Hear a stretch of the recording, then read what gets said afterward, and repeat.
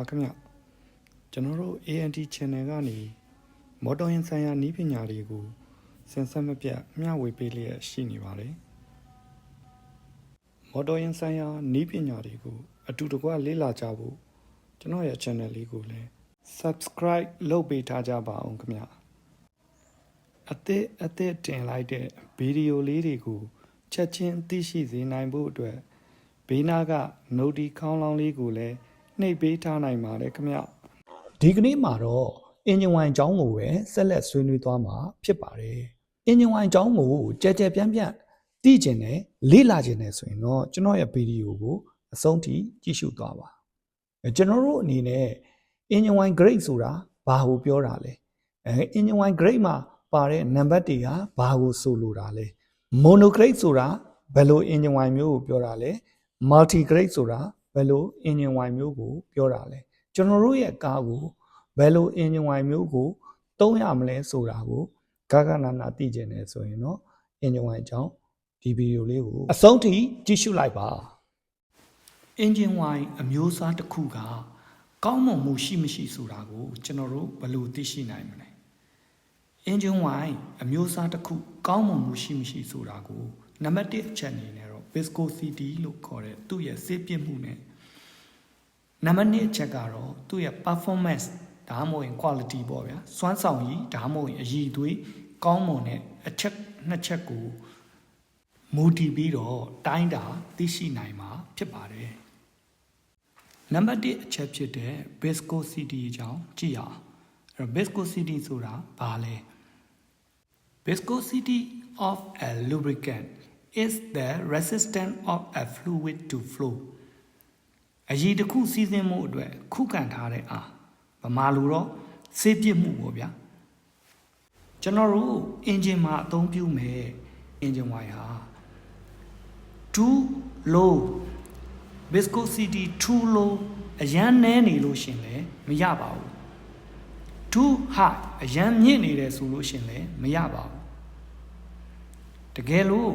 အင်ဂျင်ဝိုင်ရဲ့ viscosity က too low အရန်နှိမ့်နေတယ်ဆိုလို့ရှိရင်ကျွန်တော်တို့ရဲ့ engine ထဲမှာရှိတဲ့ moving parts တွေအချင်းချင်းပွန်းစားမှုတွေပိုများမယ်ဒီလိုပွန်းစားမှုတွေနဲ့အတူပဲပွတ်တိုက်မှုတွေကြောင့်မို့လို့ engine ဟာ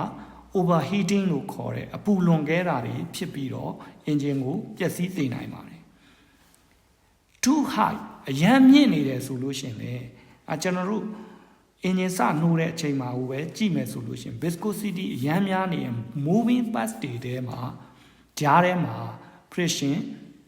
အရန်များနေတဲ့အတွက် engine နှိုးရတာခက်ပါမယ်တစ်ဆက်တည်းမှာပဲ engine နှိုးသွားလို့ရှိရင်လေ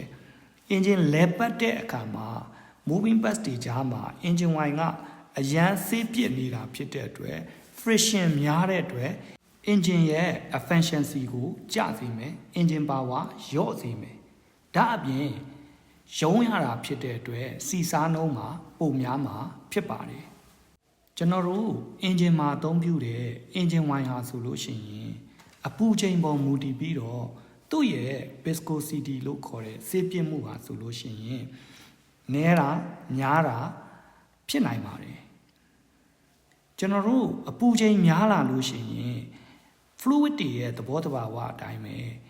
သူ့ရဲ့စေးပြစ်မှုဟာကျဲလာတယ်တနည်းအားဖြင့်ပြောရရင်ဗျာ1မှာပူလာတယ်ဆိုလို့ရှိရင် viscosity ကတင်းတာပါလာမယ်စေးပြစ်မှုလျော့လာမယ်ပေါ့ဗျာအေးနေတယ်ဆိုလို့ရှိရင်တော့ခူလာအခြေအနေမှာဆိုလို့ရှိရင် viscosity ကတစ်ကာစေးပြစ်မယ်ထူမယ်ပေါ့ဗျာအဲ့ဒီလိုအပူချိန်ပြောင်းလဲမှုပေါ်မူတည်ပြီးတော့အရည်တစ်ခုရဲ့ viscosity ပြောင်းလဲနိုင်တဲ့စွမ်းရည်ကို viscosity index လို့ခေါ်ပါတယ်ကျွန်တော်တို့ engine wine မှာဆိုရင်တော့ engine wine grade လို့ပြောပါတယ်ကျွန်တော်တို့အသုံးပြုနေတဲ့ engine တစ်လုံးအတွက်အကောင်းဆုံးစွမ်းဆောင်ရည် high performance ရရှိဖို့အတွက်ဆိုလို့ရှိရင်ကျွန်တော်တို့အသုံးပြုတဲ့ engine wine ရဲ့ viscosity index ကလည်း high viscosity index ဖြစ်ဖို့လိုမှာဖြစ်ပါတယ်။ဘာလို့လဲဆိုရင်ကျွန်တော်တို့အသုံးပြုတဲ့ engine ဟာ internal combustion engine အတွင်းပေါက်ကွဲလောင်ကျွမ်းတဲ့ engine ဖြစ်တဲ့အတွက်ကြောင့်ကျွန်တော်တို့ engine နှိုးစမှာ engine ရဲ့အပူချိန်ကနည်းနေမယ်တဖြည်းဖြည်းနဲ့အပူချိန်များလာမယ်အင်ဂျင်စနိုးတဲ့အချိန်မှာဆိုလို့ရှိရင်လည်းအေးတဲ့ရာသီဥတုလိုမျိုးမှာဆိုလို့ရှိရင်အင်ဂျင်ကအရန်အေးနေပြီးတော့ viscosity ဟာများနေမှာဖြစ်ပါတယ်တနည်းအားဖြင့်ပြောရရင်ကျွန်တော်တို့ရဲ့ engine ဟာ temperature range တစ်ခုထဲမှာတက်လိုက်ဆင်းလိုက်ဖြစ်နေတဲ့အနေအထားမျိုးဖြစ်ပါတယ်ဒီအခြေအနေမျိုးမှာဆိုလို့ရှိရင်ကျွန်တော်တို့ရဲ့အသုံးပြုတဲ့ engine wine viscosity ဟာဆိုလို့ရှိရင်လေ moving parts တွေကြားထဲမှာတင့်တော်တဲ့ viscosity အနေအထားဖြစ်အောင် viscosity index မြင့်ရမှာဖြစ်တယ်လို့ဆိုလိုခြင်းဖြစ်ပါတယ်engine wine ရဲ့ viscosity grade တွေကိုသတ်မှတ်တဲ့အခါမှာဆိုလို့ရှိရင် SAE number တွေနဲ့သတ်မှတ်တာဖြစ်ပါတယ်ဒီနေရာမှာ SAE ဆိုတာဘာလဲ SAE ဆိုတာကတော့ Society of Automotive Engineers လို့ခေါ်တဲ့အဖွဲ့အစည်း US မှာရှိတဲ့အဖွဲ့အစည်းကနေပြီးတော့ engine wine ရဲ့ grade တွေကိုသတ်မှတ်ပေးတာဖြစ်ပါတယ် engine wine အတွက် SAE number တွေကတော့ SAE number 0ကနေ60အထိပဲရှိပြီးတော့85ကနေ250လောက်ထိဆိုလို့ရှင်တော့ဒါက gear wine group တွေကိုပါဝင်သွားမှာဖြစ်ပါတယ်ပုံမှာဖော်ပြထားသလိုပဲ SAE number က0ကနေ60အထိတဖြည်းဖြည်းတက်လာတာကိုပြထားပါတယ်ဒါကဘာလို့ဆိုလို့တလဲဆိုလို့ရှိရင် SAE number မြင့်လာတာနဲ့အမျှ engine wine ရဲ့ viscosity က high များလာမှာဖြစ်ပါတယ် viscosity များလာတာနဲ့အမျှ moving parts တွေကြားထဲမှာ engine wine ခံဆောင်ပေးထားတဲ့ဒူးတွေက thick ထူလာမှာဖြစ်တယ်လို့နည်းလာတာနဲ့အမျှ engine wine ရဲ့ viscosity low နည်းလာမယ် moving parts တွေကြားမှာခံဆောင်ထားတဲ့ဒူးတွေက thin ပါလာမယ်ဆိုတာကိုသိရှိထားဖို့လိုမှာဖြစ်ပါတယ် SAE ဆိုတဲ့အဖွဲ့အစည်းဟာ engine wine ရဲ့ grade တွေကိုစံသတ်မှတ်နိုင်ဖို့အတွက်အပူချိန်3မျိုးမှာ viscosity 3မျိုးကိုတိုင်းတာစစ်ဆေးလေးရှိပါတယ်နံပါတ်1အချက်ကတော့အရန်အေးတဲ့အခြေအနေမှာဆိုလို့ရှိရင် engine wine ရဲ့ viscosity ဘယ်လောက်ရှိမလဲဆိုတဲ့တိုင်းတာတဲ့ dynamic viscosity နောက်အပူချိန်100 ဒီဂရီ Celsius မှာရှိမယ် engine wine ရဲ့ viscosity ကို kinematic viscosity နဲ့အပူချိန်150 ဒီဂရီ centigrade မှာတိုင်းတာတဲ့ viscosity ကို HDHS viscosity ဆိုပြီးတော့3မျိုးတိုင်းတာပါတယ်အဲ့ဒီ HDHS ဆိုတာကတော့ high temperature high shear ကိုဆိုလိုတာဖြစ်ပါတယ်အပူချိန်မြင့် shear force မြင့်တဲ့အချိန်မှာတိုင်းတာတဲ့ viscosity ဖြစ်ပါတယ်ဒီလိုစမ်းသပ်စစ်ဆေးတွေ့ရှိရတဲ့ engine wine ရဲ့ viscosity အခြေအနေတွေပေါ်မူတည်ပြီးတော့ engine wine ရဲ့ grade တွေကိုခွဲခြားတဲ့အချိန်မှာ mono grade နဲ့ multi grade ဆိုပြီးတော့နှစ်မျိုးတွေ့ရပါတယ်ဒါဆိုရင်ဘယ်လိုဟာမျိုးကို mono grade လို့ခေါ်ပြီးတော့ဘယ်လို engine wine မျိုးကို multi grade လို့ခေါ်ပါသလဲ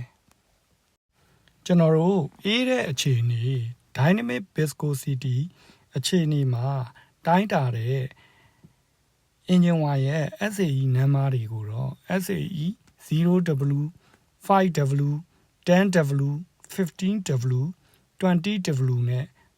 25W စသဖြင့် SAE number တွေကိုသတ်မှတ်ပါတယ်ဒီနေရာမှာ W ဆိုတာကတော့ winter ကိုစားပြုပြီးတော့ရာသီဥတုအေးတဲ့အချိန်မှာတိုင်းတာတာကိုဆိုလိုခြင်းဖြစ်ပါတယ်အပူချိန်100 ဒီဂရီ centigrade မှာတိုင်းတာတဲ့ kinematic viscosity အခြေအနေမှာတိုင်းတာတဲ့ engine wine ရဲ့ grade တွေကိုတော့ SAE number အနေနဲ့ဆိုရင် SAE 20 SAE 30 40 50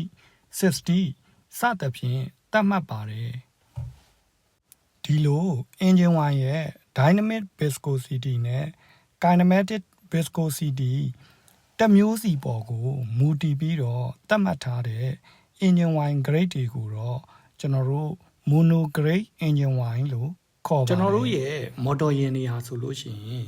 ကမ္ဘာနေရာဒေသအမျိုးမျိုးကိုရောက်ရှိအသုံးပြုနေကြတာဖြစ်ပါတယ်။စိုက်ဘေးရီးယားလိုရေတောင်ခဲတဲ့အမြဲတမ်းရေခဲနေတဲ့ဒေသတွေမှာအသုံးပြုနေတာရှိသလိုအီကွေတာနဲ့နီးတဲ့နိုင်ငံတွေမှာလည်းအသုံးပြုနေပါတယ်။တချို့နိုင်ငံတွေမှာဆိုလို့ရှိရင်မြို့တစ်မြို့ကရေခဲနေပြီမဲ့တစ်မြို့မှာတော့အပူချိန်အရမ်းမြင့်နေတာမျိုးဖြစ်ပါတယ်။ဒီလိုအခြေအနေမျိုးမှာဆိုရင်ကျွန်တော်တို့ဘယ်လိုအင်ဂျင်ဝိုင်ကိုသုံးကြမလဲ။ကဲကျွန်တော်တို့စဉ်းစားကြည့်ရအောင်။အေးတဲ့ဒေသတွေမှာဆိုလို့ရှိရင် dynamic viscosity ကိုအခြေခံပြီးထုတ်လုပ်တဲ့ monocrate engine wine နေဖြစ်တဲ့ 5W တို့ 10W တို့ 15W စသဖြင့်ဒီလို engine wine တွေကိုသုံးမယ်ဆိုပါစို့ဗျာအဲ့တော့ cold start လို့ဆိုတဲ့စစရင် engine နှိုးတဲ့အချိန်မှာဆိုလို့ရှိရင်တော့ engine ဟာမပူသေးတဲ့အတွက်သူ့ရဲ့ viscosity grade နဲ့နှိုးမယ်ဆိုရင် engine ဟာနှိုးတာကိုလွယ်ကူနိုင်ပေမဲ့တဖြည်းဖြည်းနဲ့ဒီ engine ကလည်းပူလာမှာဖြစ်တယ်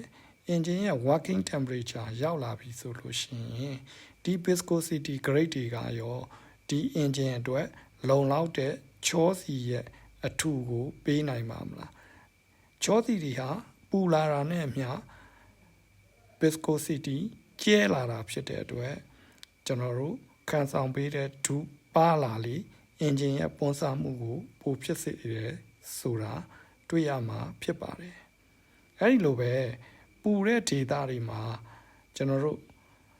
kinematic viscosity အခြေခံထုတ်တဲ့ SAE 20 30 40 စတဲ့ engine wine grade တွေကိုသုံးနေဆိုပါတော့ဗျာဒီ engine wine grade တွေကတော့ပူတဲ့အချိန်အတွက် viscosity ဟာကောင်းမွန်ပေမဲ့ဒီဒေသတွေမှာလည်းစောင်းရာသီလိုအေးတဲ့ရာသီတွေရှိတာဖြစ်တဲ့အတွက် morning start မနက်ခင်းcold start နှိုးတဲ့အချိန်မှာဆိုလို့ရှိရင်တော့ viscosity ဟာအရန်ဆေးပြစ်နေတာဖြစ်တဲ့အတွက်ကို cranking လုပ်တဲ့အချိန်မှာပြောရင်တော့ဗျာမနက်ခင်းစောစောစီးစီးနှိုးရင်တော့အခက်ခဲတွေ့ရမှာဖြစ်ပါတယ်ဒီခက်ခဲတွေကိုကြော်လွှားနိုင်ဖို့အတွက်အေးတဲ့အချိန်မှာဆိုလို့ရှိရင်လည်းအေးတဲ့အချိန်အတွက်လိုအပ်တဲ့ viscosity ရရှိစေဖို့ ਨੇ ပူတဲ့အချိန်မှာဆိုလို့ရှိရင်လည်း engine ကလိုအပ်တဲ့ viscosity ကိုရရှိစေဖို့အတွက် multi grade engine wine တွေကိုအသုံးပြုကြပါတယ်ဒီ multi grade engine wine တွေဟာဆိုလို့ရှိရင် SAE 5W 30 SAE 50W 40 စသဖြင့်ခေါ်သတ်မှတ်ကြပါတယ်ဒီနေရာမှာ W ဆိုတဲ့သင်္ကေတကတော့ winter ကိုစားပြုပါတယ် dynamic viscosity ကိုအခြေခံထုတ်တဲ့ monograde wine က W လိုပဲ winter ကိုစားပြုပါတယ်ဒီ W ရဲ့ရှေ့မှာရှိတဲ့ SAE number တွေဟာဆိုလို့ရှိရင်အေးတဲ့အပူချိန်မှာတိုင်းတာတဲ့ engine wine ရဲ့ viscosity ကိုဖော်ပြတာဖြစ်ပါတယ် 0W ဆိုလို့ရှိရင်ဒီ 0W SAE number 0W ရှိတဲ့ engine wine ဟာဆိုလို့ရှိရင်အနှုတ်30ဒီဂရီမှာတောင်ကောင်းစွာစီးဆင်းနိုင်ပါတယ် fluidity ရှိတယ်ပေါ့ဗျာ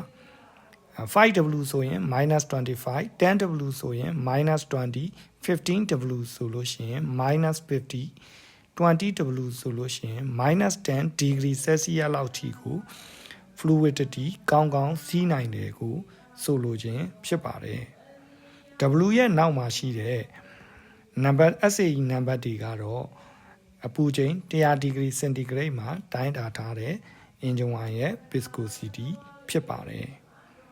ဒါကြောင့်ဒီ multi grade ကိုအသုံးပြုထားတဲ့ engine တွေအားဆိုလို့ရှိရင်အေးတဲ့ရာသီဥတုမှာပဲဖြစ်ဖြစ်ပူတဲ့ရာသီဥတုမှာပဲဖြစ်ဖြစ် engine အတွက်လိုအပ်တဲ့ချောစီအဖြစ်လိုအပ်တဲ့ viscosity အနေအထားကိုနှစ်မျိုးလုံးရရှိအောင်ဆောင်ရွက်ပေးနိုင်တာဖြစ်တဲ့အတွက် multi grade engine wine လို့ခေါ်ဆိုခြင်းဖြစ်ပါတယ်